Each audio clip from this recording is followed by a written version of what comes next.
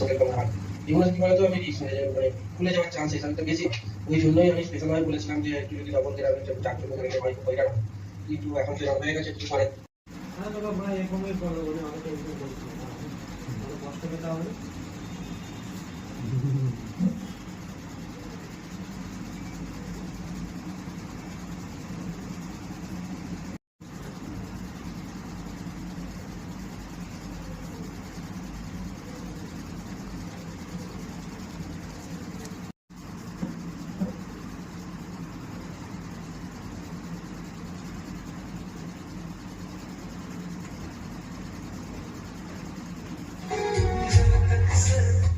Hello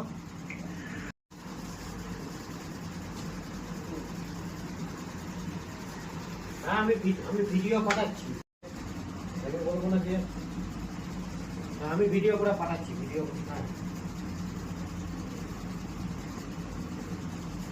ঠিক আছে অসুবিধা নেই, যদি আমি তো ওটাই তো বলছি, যদি মনে হয় যে না অসুবিধা আমি পাঠাচ্ছি নিজের ফোনটা।